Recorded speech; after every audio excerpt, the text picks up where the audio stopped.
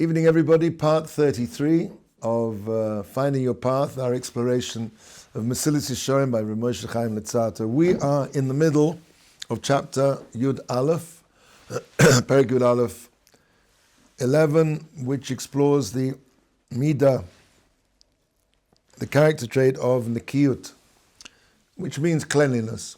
As we said before, when a person comes to cleanse himself from sins, he has to go through the first level, so to speak, of I guess you call it a rough and ready clean out.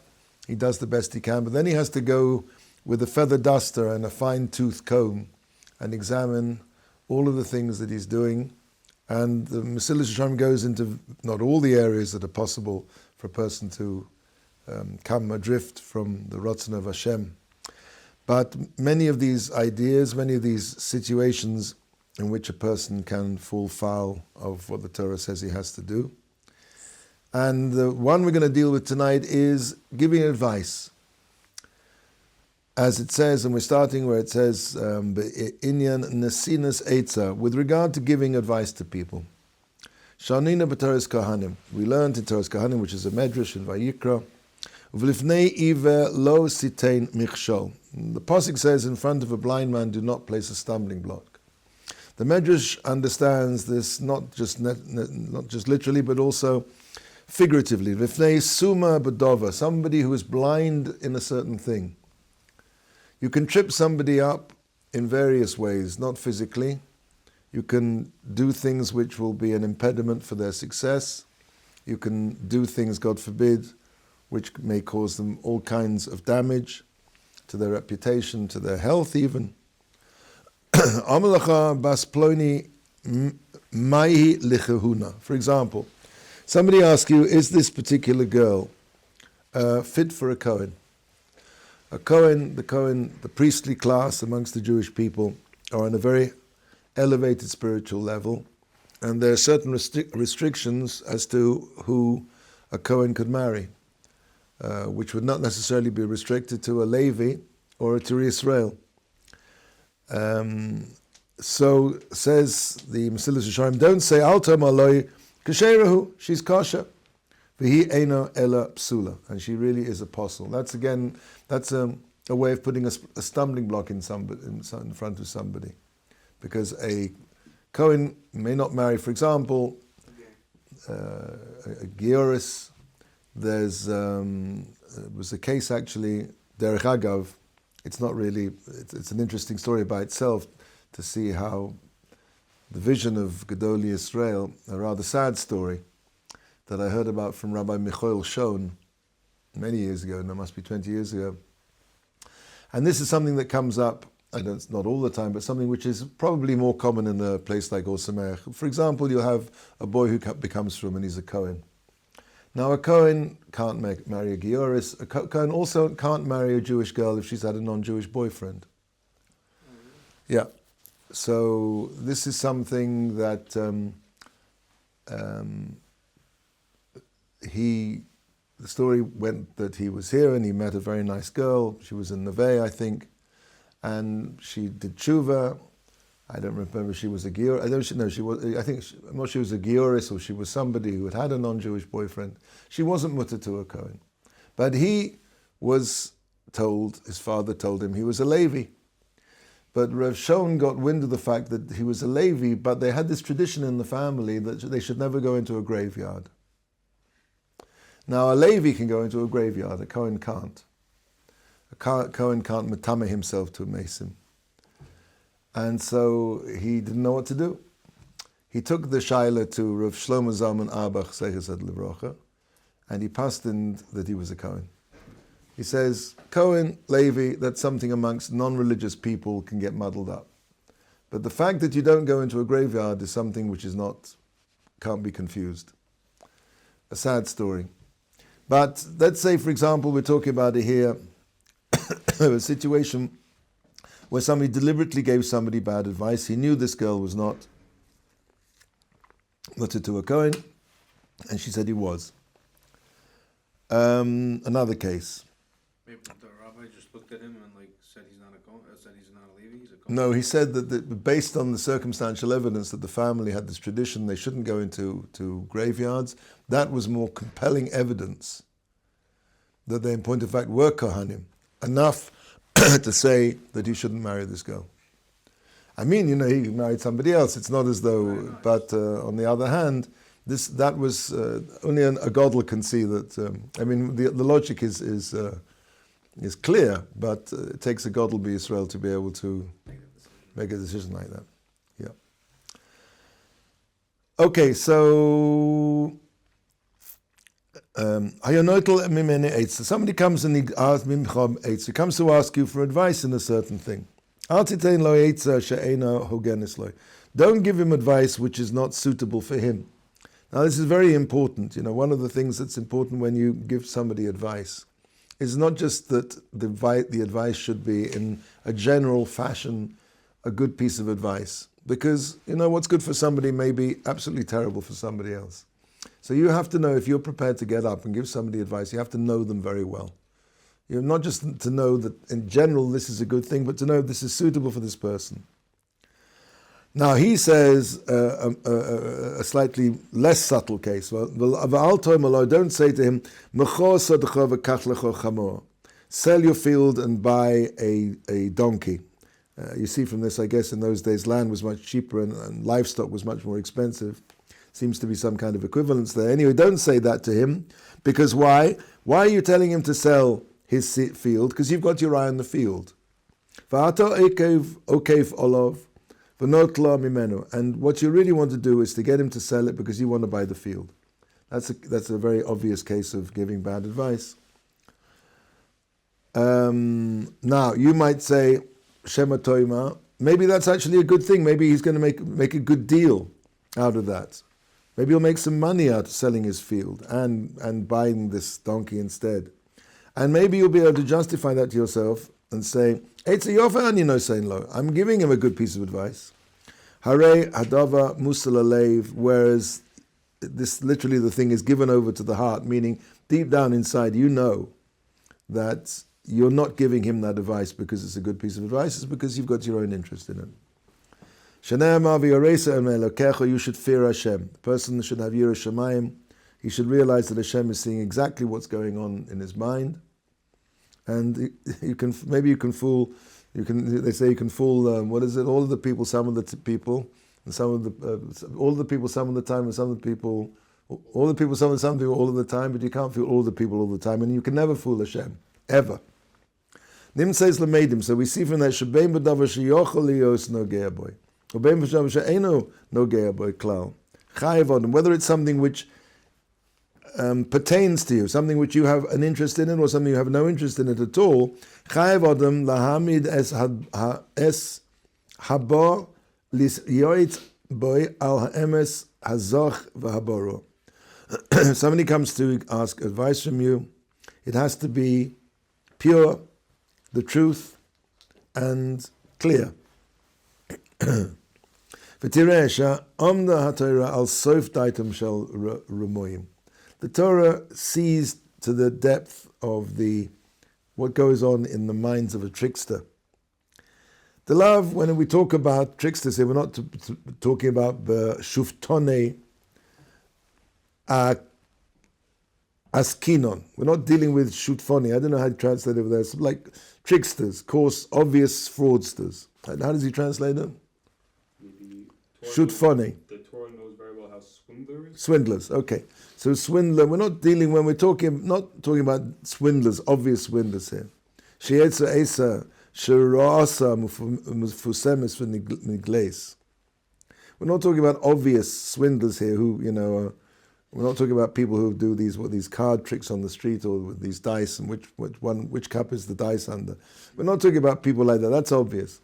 Ela ba'hachamim lahara, rather people who are sly, who are clever at being evil. That ostensibly seems like very good advice.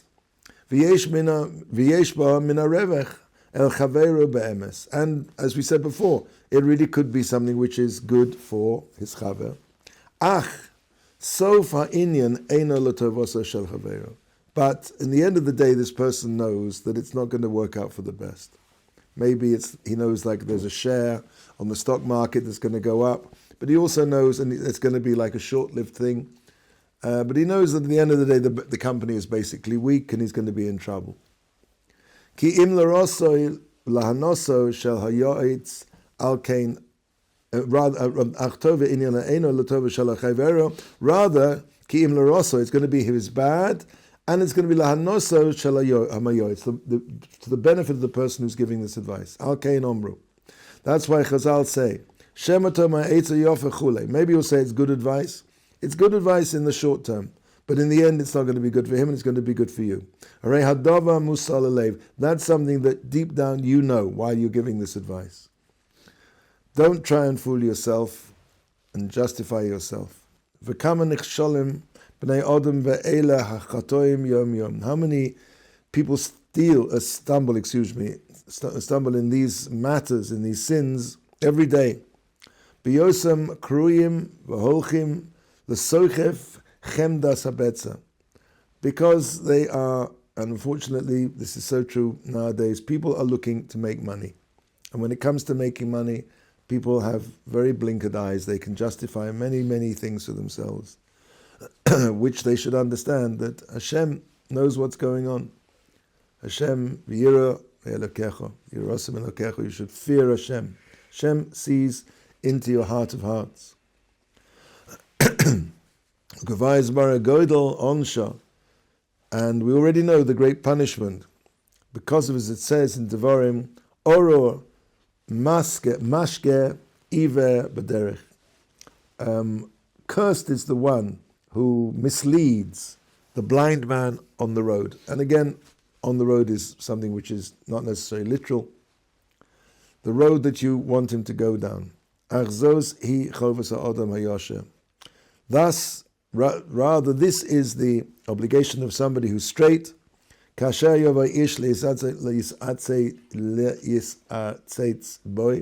Somebody comes to ask you for advice.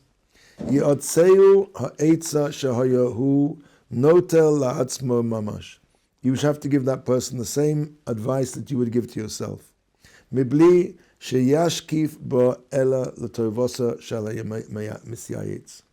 Without any kind of regard, only for the benefit of the person seeking the advice, and we're going to see even if that may be to your detriment.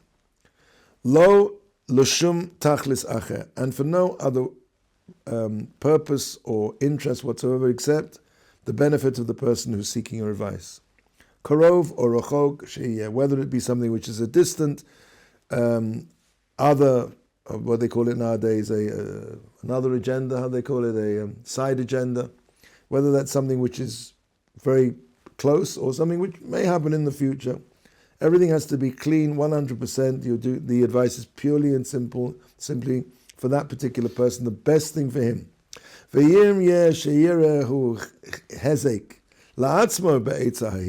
As I mentioned, it could be that somebody comes to you to ask for an advice. I don't know, just off the top of my head, some situation. Let's say that you have a daughter, and you know there's a bocher in yeshiva that you got your eye on, who thinks this is a very good boy for your daughter. And somebody else comes and says, tell me, what do you think of this bocher? I'm thinking it'd be a good match for my daughter. So, what are you going to do in that situation? So, im yochol lahochiach al ponav shel hamisyayitz yochiehu. So you have to. I think the way I translate it is if it's possible to reveal that you have an interest in it, you have to have an interest. You have to reveal that interest. You have to say, look, I can give you advice in this situation, but I have to tell you, what do they call it in something of, in the light of full disclosure. I have to tell you that you have to understand that I've also got an interest in this, and so therefore I have to tell that before you give me my advice. Now that doesn't mean that the advice may not be good advice, but you have to declare your interest. Now I could well be, and I'm trying to think maybe you can help me with a situation, as he goes on to say, V'im yochol, v'im lo, and if you can't advise him, make this full disclosure, yistalik min hadavar, v'lo yisatzeu, you have to withdraw and not give him advice. You have to say, I'm very sorry, I can't give you advice in this situation. Even because you have an interest? Because you have an interest, or because there's something that you know that and I'm trying to think, that's what I think, I'm not quite sure of a situation where you have an interest in it, or there's something which makes it that you are not in a position to give this totally objective, advice, and you can't reveal the reason why that is. Because advice, let's say, involves you, right? Involves you. I'm thinking of a situation, or something, maybe it reveals something about you, or something about your business dealings that you can't really tell them. Maybe it's a secret, somebody trusted you with a secret. No, let's say somebody asks me about a girl, right? They want to go on a date with her or whatever, and let's say I've been through this girl and I've been on a date. I know something about this girl that he doesn't know about. Yeah, you're saying a situation where you went out with a girl and now somebody comes to ask you whether to go out with her, and you know something about her that it's not totally 100%. And you don't want to give him the eitzah to say don't go out with her. Right. Yeah, that's probably a situation where you say, I'm sorry, you have to ask somebody else. Right. But you also have to be careful in the way, because you say you have to somebody ask somebody else. That also could be like a negative. Right. You know, you have to be careful. You say, I'm sorry, I think you better ask somebody else about that. Like that's already. Or you say, I don't know, honestly. Or you just say, you know, Sure. Yeah, it is very tough. That's what exactly saying. It's very difficult. Giving advice is very, very difficult. And even when you come to say to somebody, I can't give you advice, you can say it in such a way that, God forbid, that comes out as being advice. And you're really saying, you know, nudge, nudge, wink, wink. You know, I'm not going to say anything, but So, again, even when you exclude yourself from giving the advice, you have to do it in a very clever way. You could say, I don't know, maybe it's even mutter to lie in such a case, and to say, I'm sorry, I don't know her well enough to give you advice. What if he asked like a specific thing about this girl, like was she ever like, you know what I mean? And I know, let's say. So, if you know something that's damaging about, let's say somebody comes to you and they're telling you they're going to go into business with this guy called, Bernie Thug, who's just got out of Wormwood Scrubs prison out in northwest London, and you're starting a trust fund with this guy or something, and you know that this guy's an out and out, so you have a duty to reveal that. Now, exactly what you can say and how you can say it are subject to the laws of Lashon Hara, and that's why a person should learn the laws of Lashon Hara, because you can't just say, this guy's an out-and-out scoundrel, and you have to say in such a way, you say, I think maybe you should check further into him, or something like that. Again, all of these things require study, and I'm not sure in such a situation, if you know something which is definitely going to be damaging for this person, that you can step inside and say, ask somebody else. I think in such a situation, if you know that there's a definite sakana to this person, I think you're mechuyev to rescue him within the laws of Lashon Hara, to make sure that he checks very thoroughly into his Bernie Thug. Okay, and really this is touching on what we said before. You can only, if somebody comes to ask you advice, as we said, it has to be totally for the benefit and for the guy who's coming to ask you for advice. However, if the person who's coming to ask you for advice is asking you this advice because he wants to mess somebody else up, then you have a mitzvah to mess him up. Then you can certainly mislead him, and you should mislead him.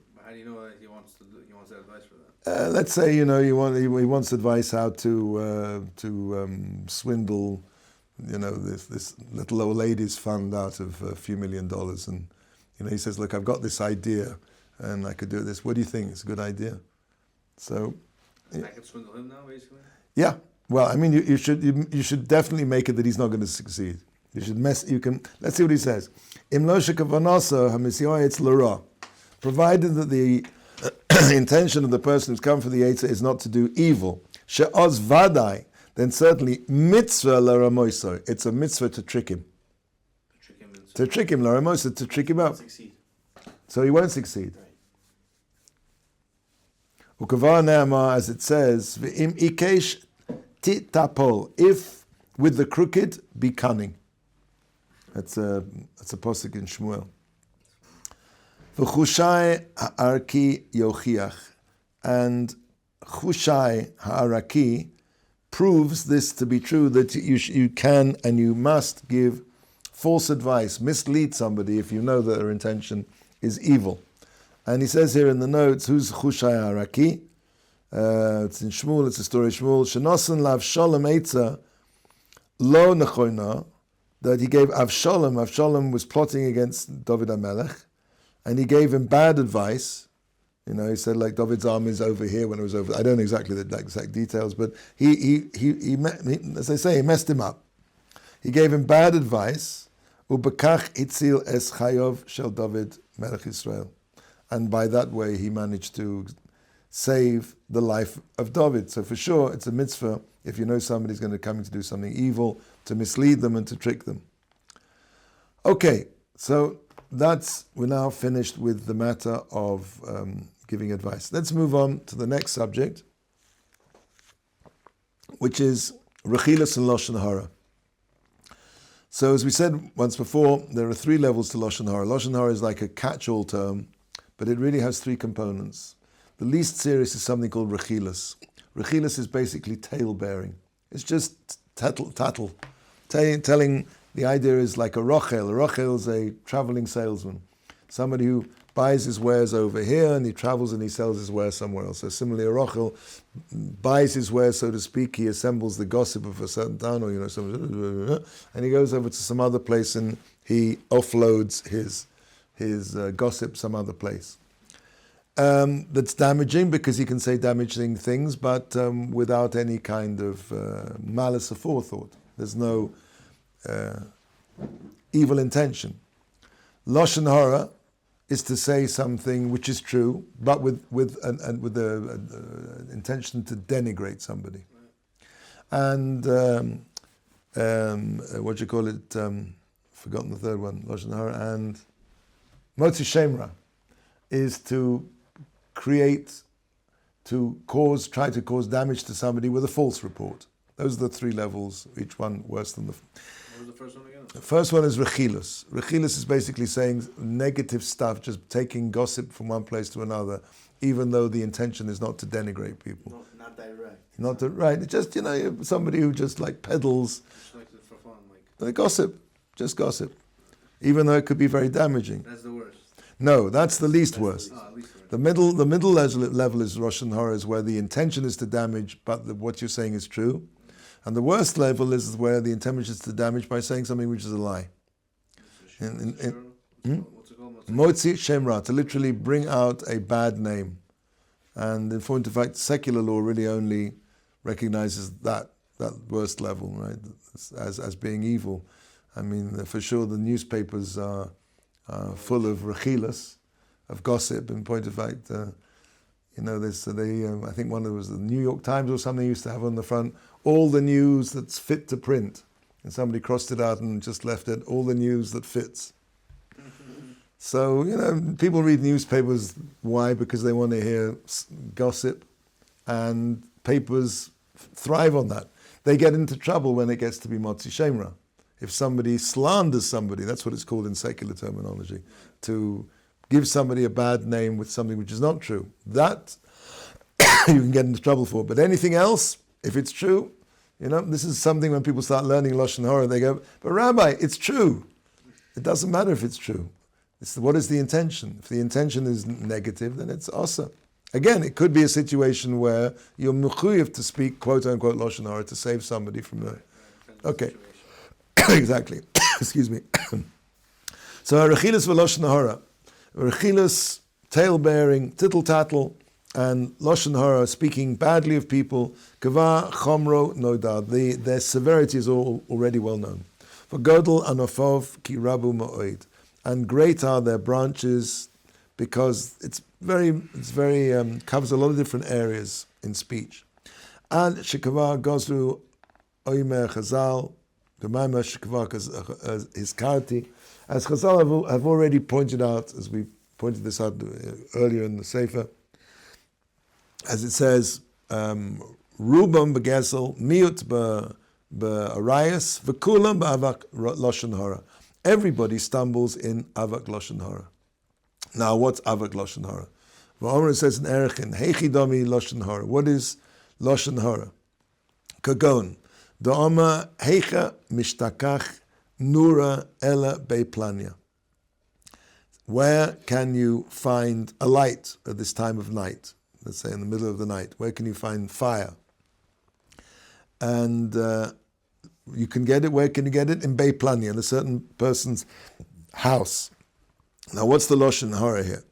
So it says in Erechin, in Taf Tes Vav Amud Beis, Rashi's explanation over there, that it's talking about a rich person who lives in this place, Be'plania, the house of Ploni, and all the time you can find fire there in this house. Why? Because they're cooking food all the time. So Amalei Abaya, Micah Ovid, Lui, Milsa Ba'almahu. So why is that when you say that you can get why is that called Lashon Hara? You're just informing him that you can get a fire in this particular place because they're cooking all the time there.